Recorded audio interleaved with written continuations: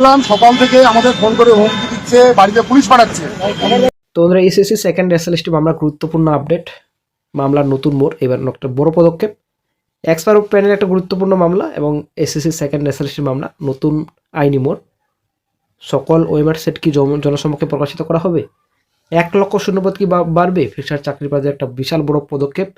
Interview আগে teaching নম্বর নাকি interview পরে একটা গুরুত্বপূর্ণ আপডেট, অভিজ্ঞতা নম্বর বাতিল হবে নাকি থাকবে? আপনারা দেখছেন স্মার্ট নলেজ ইউটিউব চ্যানেল। তো আজকে আমরা এই ভিডিওতে বিস্তারিত সম্পূর্ণ তথ্য আলোচনা করব। সঙ্গে থাকুন, ভিডিওটি শেষ করে দেখুন। চ্যানেল নতুন দর্শক অবশ্যই চ্যানেলটিকে সাবস্ক্রাইব করে দেবেন। তো বন্ধুরা, আজকে কিন্তু কোর্ট নাম্বার 18 একটা বিরাট বড় ব্রেকিং আপডেট হয়তো পাওয়া যেতে পারে আজকে। অনারেবল জাস্টিস অমৃত সিনহার বেঞ্চে কিন্তু আজকে মামলার শুনানি হতে চলেছে সেকেন্ড এসএলএসটি, ঠিক আছে। তো সম্পূর্ণ এখানে ডিটেলস রয়েছে। তো এখানে ডেলি কজ লিস্ট আপনারা অন শিখতে পাচ্ছেন। আর্জেন্ট মোশনে রয়েছে আপনাদের কিছু matter state of West Bengal, ঠিক আছে। আমরা নিচে চলে আসছি এসআর ম্যাটার্স, তারপর চলে আসছি আমরা আপগ্রেড মোশন, দেন অ্যাপ্লিকেশন। আমরা চলে আসছি নিচে সেকেন্ড এসএলএসটি, আপনারা অন শিখতে পাচ্ছেন সেকেন্ড এসএলএসটি, ঠিক আছে। লোবারা পারবেন। তারপর এখানে আপনাদের রয়েছে state of West Bengal, then CC Das versus state of West Bengal. তো কয়েকটি মামলা কিন্তু রয়েছে, আপনারা অনুচ্ছেদ দেখতে পাচ্ছেন এখানে দেওয়া রয়েছে স্টেট অফ ওয়েস্ট বেঙ্গল। তারপর আপনাদের ভিভিপর সরকার রয়েছে, তারপর চৈতালি মুখার্জি রয়েছে, মৌসুমী ঘোষ রয়েছে, তারপর বিশ্বজিৎ বিশ্বাস রয়েছে, ঠিক আছে। আজকে কিন্তু মোটামুটি কয়েকটি মামলার শুনানি রয়েছে সেকেন্ড এসএলএসটি ম্যাটার্স, ঠিক আছে। কিন্তু অবশ্যই গুরুত্বপূর্ণ আপডেট পাওয়া যাবে। এই যে এক্সট্রা 10 নম্বর দেওয়া হচ্ছে, ঠিক আছে, মামলা রয়েছে, তারপর ঠিক সেটা বাতিল হবে নাকি থাকবে, ইন্টারভিউ আগে নাকি ইন্টারভিউ পরে নম্বর। আজকে কিন্তু 6 তারিখ, আজকে একটা গুরুত্বপূর্ণ আপডেট অবশ্যই পাওয়া যাবে বন্ধুরা। বিচারপতি আজকে কী কী নির্দেশ দিলেন সম্পূর্ণ তথ্য কিন্তু নেক্সট ভিডিওতে আলোচনা করা হবে। তো আজকে কিন্তু বিশাল বড় ব্রেকিং আপডেট বন্ধুরা পাওয়া যাবে। এসএসসি নিয়োগ যে দুর্নীতি সংক্রান্ত একটা মামলা, আশা করি আপনারা জানেন প্যানেল এক্সপায়ার, ঠিক আছে।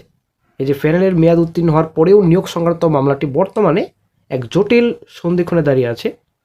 কলকাতা হাইকোর্টের বিচারপতি অমৃতা সিনহার এজলাসে চলা এই মামলায় উঠে এসেছে একাধিক নতুন আইনি যুক্তি এবং তথ্য, যা হাজার হাজার চাকরি প্রার্থীদের ভবিষ্যৎ নির্ধারণ করতে পারে। তো এই মামলার মূল প্রেক্ষাপট কী ছিল? এই যে মামলা রয়েছে, এই মামলার কেন্দ্রবিন্দুতে রয়েছেন সে সমস্ত শিক্ষক ও শিক্ষাকর্মীরা যারা তৃতীয় কাউন্সেলিং বা তার পরবর্তী ধাপে চাকরি পেয়েছেন। অভিযোগ, প্যানেলের বৈধ মেয়াদ শেষ হয়ে যাওয়ার পরেও কমিশন বেআইনিভাবে সুপারিশপত্র দিয়ে এদের নিয়োগ করেছেন। আদালতের নথি অনুযায়ী নবম দশম শ্রেণীর মেয়াদ শেষ হয়েছিল 12ই মার্চ 2019 সালে এবং একাদশ দ্বাদশ শ্রেণীর ক্ষেত্রে এই সময়সীমা ছিল 27শে নভেম্বর 2018 সালে। এই যে নির্দিষ্ট তারিখের পর যাদের নিয়োগ হয়েছে তাদের চাকরির বৈধতা নিয়েও প্রশ্ন তুলেছে আদালত। তবে এখানে একটি সূক্ষ্ম কিন্তু অত্যন্ত গুরুত্বপূর্ণ বিতর্ক দানা বেঁধেছে। মেয়াদ শেষের পর চাকরি পাওয়া মানেই কি দুর্নীতি? এই প্রশ্নের উত্তরে চাকরি প্রাপকদের একাংশের যুক্তি, তারা যোগ্য প্রার্থী, কমিশনের দীর্ঘসূত্রিতা এবং সময়মতো কাউন্সেলিং না করানোর ফলেই তাদের নিয়োগ প্রক্রিয়ায় প্যানেলের মেয়াদ অতিক্রান্ত হওয়ার পর সম্পন্ন হয়েছে। অর্থাৎ কমিশনের প্রশাসনিক ব্যর্থতার দায় কেন যোগ্য প্রার্থীরা নেবেন তা নিয়েও জোরালো সওয়াল করা হচ্ছে। বর্তমানে কিন্তু আইনি লড়াইয়ে নতুন মোড়।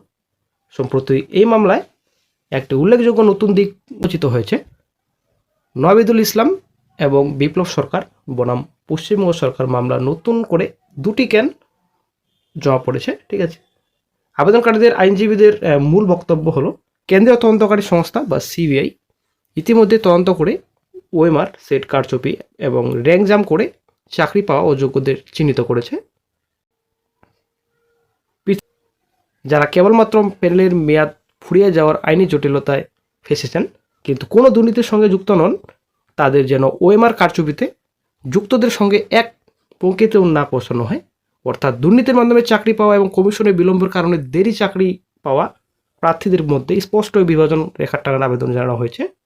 বিচারপতি অমৃতা সিনহার এজলাসে এই মামলার শুনানির সময় এজলাস ছিল কানাকানাপূর্ণ। ইতিমধ্যে প্রচুর সংখ্যক আইনজীবী এবং পক্ষভুক্ত হতে চাওয়া প্রার্থীরা ভিড় জমিয়েছেন। আদালত সূত্রে খবর, মামলায় যুক্ত হওয়ার জন্য 1 থেকে 17টি পর্যন্ত কেয়ার অ্যাপ্লিকেশন জমা পড়েছে এবং আদালত তা গ্রহণও করেছে। মামলার রেসপন্ডেন্টদের 23শে ডিসেম্বর 2025-এর মধ্যে তাদের বক্তব্য বা অপোজিশন ফাইল করার নির্দেশ দেওয়া হয়েছিল। এর প্রত্যুত্তরে রিপ্লাই ফাইল করার শেষ দিন ধার্য হয়েছিল 6 জানুয়ারি 2026। আগামী 13 জানুয়ারি 2026 তারিখে এই মামলার পরবর্তী শুনানি ধার্য করা হয়েছে। এই দিনটি অত্যন্ত তাৎপর্যপূর্ণ হতে চলেছে। একদিকে যেমন প্যানেল বহির্ভূত নিয়োগের বৈধতা নিয়ে প্রশ্ন থাকছে, অন্যদিকে যোগ্য অথচ দেরিতে নিয়োগ পাওয়া প্রার্থীদের আতরজি সব মিলিয়ে বিচারপতি পর্যবেক্ষণ কোন দিকে যায় সেদিকে তাকিয়ে রয়েছে রাজ্যের শিক্ষামহল। তো বিষয়টা অ্যাকচুয়ালি ফ্রেশার চাকরি প্রার্থীরা আন্দোলন করছেন করুণাময়ী থেকে বিকাশ ভবন। তো বন্ধুরা, গতকাল কিন্তু ফ্রেশার চাকরি প্রার্থীরা বিকাশ ভবন অভিযান করছিলেন। তো প্রামাণিক তো 5 জানুয়ারি সোমবার করুণাময়ী থেকে বিকাশ ভবন 12:30 থেকে কিন্তু বিকাশ ভবন অভিযান করেছিলেন ফ্রেশার চাকরি প্রার্থীরা। দুপুর 12:30 থেকে কিন্তু জমায়েত হয়েছিলেন। তো কি দাবি ছিল আজকে? অভিজ্ঞতার যে 10 নম্বর রয়েছে এক্সপিরিয়েন্স নম্বর, সেটা কিন্তু কোনোভাবেই দেওয়া যাবে না। এই যে আর্টিকেল 14 এবং 16 রয়েছে, তো সমান অধিকার নিশ্চিত করতে হবে, এটা কিন্তু পরিষ্কার। সেকেন্ড এসএলএসটি যে vacancy, up to date vacancy 1 lakh শূন্যপদের সংখ্যা বাড়াতে হবে, ঠিক আছে? তো প্রকাশ অবশ্যই কিন্তু করতে হবে। তারপরে যে সেকেন্ড এসএলএসটি রয়েছে 2025 সালে, ঠিক আছে? 2025 সালের ওয়েমার্কশিট সবার, ঠিক আছে? সকল ওয়েমার্কশিট প্রকাশিত করতে হবে, অ্যাকচুয়ালি জনসমক্ষে প্রকাশ করতে হবে। তারপর ইন্টারভিউ যে প্রক্রিয়া রয়েছে, স্বচ্ছতা এবং কোনো প্রকার যেন বৈষম্যরোধী বাধ্যতামূলক ভিডিও করার ব্যবস্থা করতে হবে। তারপর ইন্টারভিউ প্রক্রিয়া স্বচ্ছতা ও কোনো প্রকার বৈষম্য রোধে বাধ্যতামূলক ভিডিওগ্রাফির ব্যবস্থা করতে হবে।